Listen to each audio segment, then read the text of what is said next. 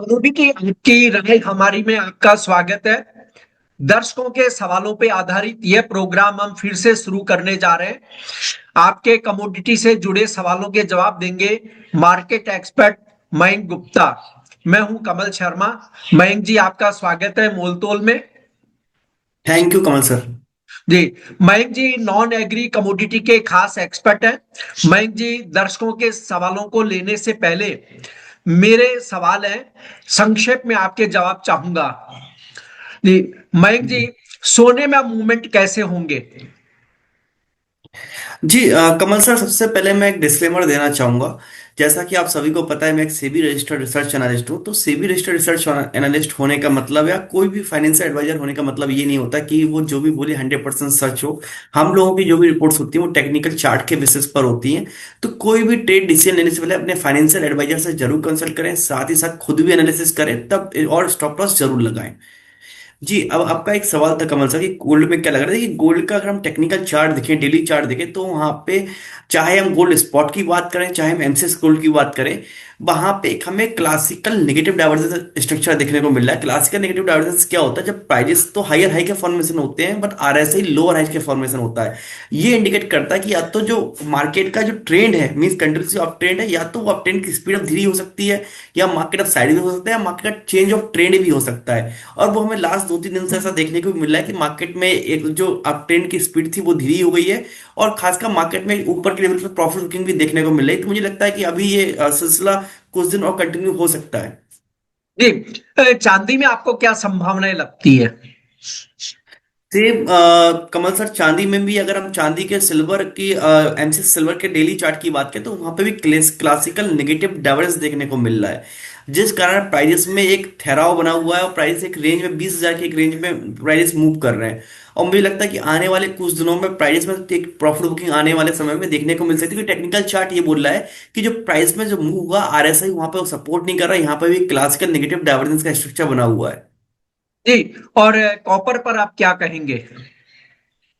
देखिए, कॉपर के प्राइजेस में कम से कम ब्रेकआउट हुआ था लगभग 1130 रुपए के आसपास, और वहां पर एक ट्रेंड लाइन ब्रेकआउट हुआ था। उस कारण प्राइस में बहुत अच्छा एक अपसाइड हमें मूव देखने को मिला। और कॉपर, क्योंकि काफी एक, अगर हम लास्ट 3 महीने की बात करें, तो 1,000 रुपए से लेके कॉपर के प्राइस 1300 रुपए के ऊपर हमें जाते हुए दिखाई दिए। तो लगभग 30-35% का मूव होने का कॉपर के प्राइस अभी एक रेंज में मूव कर रहे हैं। मुझे लगता है कि यहाँ पर भी थोड़ी सी प्रॉफिट बुकिंग आनी चाहिए, और ये profit booking healthy profit booking मानी जाती है। जी, अब हम आते हैं दर्शकों के सवालों पर, जो हमें भेजे गए। और आप भी, जो बाकी दर्शक हैं, वो प्रोग्राम के दौरान अपने सवालों को चैट बॉक्स में टाइप कर सकते हैं, और उस समय मयंक गुप्ता जी उन सभी सवालों के जवाब देने का भरपूर प्रयास करेंगे। मयंक जी, पहला सवाल है पूरण प्रजापत का, है कि सर लेड लंबे अरसे से एक सीमित दायरे में ट्रेड कर रहा है, और इसमें ब्रेकआउट या ब्रेकडाउन होगा या नहीं, या बस यह इसी तरह दायरे में बना रहेगा? जी कमल सर, अगर हम लेट के स्ट्रक्चर की बात करूं, 178 से 183 की रेंज में काफी दिनों से था। और अभी रिसेंटली उसने 183 के ऊपर ब्रेकआउट दिया। आपने देखा भी होगा, प्राइस 200 के ऊपर जाते हुए हमें दिखाई दिए।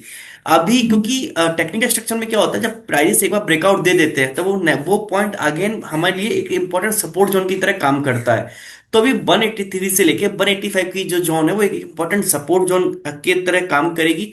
प्राइजेस अगर अगेन इस लेवल पर आते हैं और यहाँ पर बुलिश स्ट्रक्चर का फॉर्म करते हैं, तो ये अगेन एक बाइंग अपॉर्चुनिटी हो सकती है कि यहाँ से एक हमें एक अच्छा खासा पॉजिटिव अपसाइड का मोमेंटम देखने को मिल सकता है। जब तक प्राइजेस 183 के ऊपर है, मुझे लगता है कि यहाँ पर भी तेजी का मोमेंटम बना रहेगा।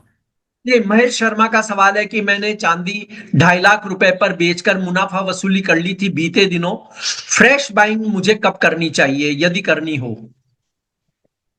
कमल सर, मुझे लगता है कि ये फ्रेश बाइंग अगर किसी को अभी सिल्वर में करनी चाहिए, तो थोड़ा सा अभी वेट करना चाहिए। यहाँ से अगर 25 से 30 हजार रुपए का एक प्रॉफिट बुकिंग आनी चाहिए, लगभग 2,20,000 से लेकर 2,18,000 तक का एक लेवल हो सकता है, जहां पर हम फ्रेश बाइंग का दोबारा सोच सकते हैं। जी, और नरेश चंद्र का सवाल है कि क्या चांदी को मौजूदा लेवल पर शॉर्ट किया जा सकता है क्या? देखिए, अगर अगर सिल्वर को करंट लेवल पे देखिए, जैसे करंट लेवल पे लगभग 2,51,000 रुपए के आसपास सिल्वर का करंट भाव चल रहा है। अगर करंट लेवल पर आप शॉर्ट करना चाहते हैं, क्योंकि देखिए वोलेटिलिटी काफी है, तो आपको यहाँ पर जैसे फॉर एग्जांपल अगर आप एक लॉट शॉर्ट करना चाहते हैं, तो एक लॉट शॉर्ट ना करते हुए मिनी में शॉर्ट करिए, ताकि क्या है कि क्योंकि स्टॉप लॉस काफी बड़ा है, ठीक है, जो कि रिसेंट हाई है उसके ऊपर का स्टॉप लॉस है। तो मुझे लगता है कि मिनी में हर एक एक डेढ़ डेढ़ हजार रुपए के ऊपर शॉर्ट करके चलना चाहिए। और यहाँ से आपको एक छोटा सा करेक्शन प्रॉफिट बुकिंग जरूर देखने को मिल सकती है, पर साथ में स्टॉप लॉस जरूर लगाएं। जी, मयंक जी, अंकुर वर्मा ने पूछा है कि इस साल ज्यादा कमाई सोने में होगी या चांदी में, मुझे कहाँ निवेश करना चाहिए? देखिए कमल साहब, मुझे लग रहा है कि सिल्वर में अभी भी कमाई के मौके अच्छे हैं, क्योंकि सिल्वर का जो यूज हो रहा है वो ईवी में, सोलर में, और साथ जी साथ इंडस्ट्रियल इंडस्ट्री में भी सिल्वर का काफी यूज हो रहा है। तो मुझे लगता है कि सिल्वर को अगर आप इन्वेस्टमेंट के नजरिए से पूछना चाहते हैं, तो मुझे लगता है कि हर डिप में सिल्वर को बाई करके चलना चाहिए, और सिल्वर में कमाई के मौके अभी भी बरकरार है। जी। वैसे मयंक जी, यहाँ मैं पूछना चाहूंगा कि अगर 2026 की बात की जाए तो आप क्या अनुमान लगाते हैं कि सिल्वर किस लेवल तक पहुंच सकती है? कमल साहब, मुझे लगता है कि सिल्वर 3 लाख के ऊपर 2026 में जरूर निकलनी चाहिए एक बार। मुझे लगता है 3 लाख का लेवल निकल जाएगा इस बार। जी। अब अगला सवाल है तरुण यादव का, जिन्होंने कहा है कि कॉपर में इस साल क्या हाई लगती है, क्या ये 1,500-2,000 रुपए तक जा सकता है? देखिए कॉपर में अभी करंट लेवल से अगर बात करूँ, करंट लेवल अभी लगभग 1285 रुपए के आसपास कॉपर चल रहा है। तो कॉपर में ऑलरेडी एक अच्छी खासी हमें तेजी देखने को, ऑलरेडी 30% तेजी लास्ट 3 4 महीने में, जैसे कि मैंने स्टार्टिंग में ही बोला था, मुझे देखने को मिल चुकी है। तो मुझे लगता है कि कॉपर में तेजी तो अभी कंटिन्यू रहेगी, और मुझे लगता है कि 1500 रुपए तक का लेवल 2026 में देखने को मिल सकता है। बट अगर आप बोलेंगे कि करंट लेवल पे बाई करो, तो यहाँ पर रिस्क एंड रिवार्ड आपको वो बेहतर नहीं मिलेगा। मुझे लगता है एक डिप अगर आपको मिलती है, डिप में बाइंग करेंगे तो आपको आपके पास में खोने को कम रहेगा, जान पाने को ज्यादा रहेगा। तो वो एक आपका एक बेटर चॉइस होगा कि अगर थोड़ा सा डिप आने देते हैं कॉपर में, तब वहां पे बाइंग करेंगे। जी। सिद्धार्थ बत्रा का सवाल है कि नेचुरल गैस में क्या उम्मीद रखें? देखिए नेचुरल गैस के चार्ट में एक structure, trend line structure form हो रही है। ठीक है, 308 रुपए का लेवल नेचुरल गैस ने ब्रेक किया था, एंड फिर 5 प्राइस चले गए थे। अभी प्राइस सेम उसी लेवल के आसपास खड़े हुए हैं और उसी पे कंसोलिडेट कर रहे हैं। मुझे लगता है कि अगर यहाँ से प्राइस में एक बुलिश कैंडलस्टिक पैटर्न आते हैं, उसका ब्रेकआउट होता है, तो जी यहाँ से नेचुरल गैस में एक हमें बाउंस बैक देखने को मिल सकता है। मीन्स एक अच्छा लेवल हो सकता है यहाँ से बाइंग करने का, अगर ये लेवल टिका। मेक और ब्रेक वाली रेंज है अभी नेचुरल गैस में। जी। मनोज शाह का प्रश्न है कि क्या गोल्ड को मौजूदा भावों पे खरीदना चाहिए या अभी थोड़ा इंतजार करना चाहिए? जी मनोज जी, बिल्कुल अभी गोल्ड में थोड़ा सा आपको इंतजार करना चाहिए, क्योंकि जैसे कि मैंने आपको बताया था, classical negative divergence technically structure बना हुआ है। ऑलरेडी प्राइजेस में बहुत ज्यादा एक राइज हमें देखने को मिली है पिछले लास्ट 3 4 महीने में। तो मुझे लगता है प्रॉफिट बुकिंग का वेट करना चाहिए। प्रॉफिट बुकिंग आएगी, वहां पर आप लेंगे तो आपको अच्छे रिजल्ट्स मिल सकते हैं, और रिस्क भी आपका कम रहेगा। जी। और मयंक जी, सवाल है विजय चौहान का कि चांदी क्या पहली तिमाही में $100 को पार कर पाएगी?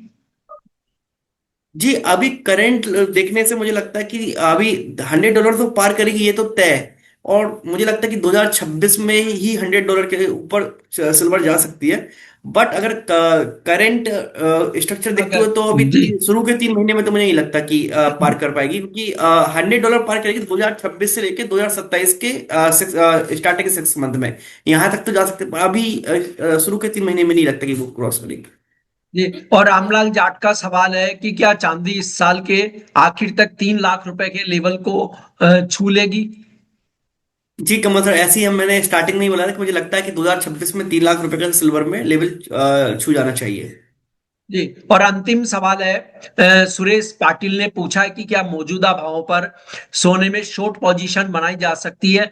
यदि बनाए तो स्टॉप लॉस क्या रखें? देखिए अभी सिल्वर का गोल्ड का भाव चला है 1,38,400। मुझे लगता है कि अभी यहाँ से आप थोड़ा शॉर्ट पोजीशन बनाएंगे, थोड़ा सा रिस्क ज्यादा है। मुझे लगता है 1,39,500 से लेके 800 का लेवल मिलता है, तो वहां पर शॉर्ट पोजीशन बनाए। 1,40,500 रुपए का स्टॉप लॉस रखें, और टारगेट नीचे में रखेंगे 1,35,000 का, 1,32,000 रुपए तक का टारगेट आप रख सकते हैं। जी। मयंक जी, आपका धन्यवाद। और दर्शकों से अनुरोध है कि हमें हमारे नंबर 7597464665 पर व्हाट्सएप से अपने सवाल हमें भेज सकते हैं।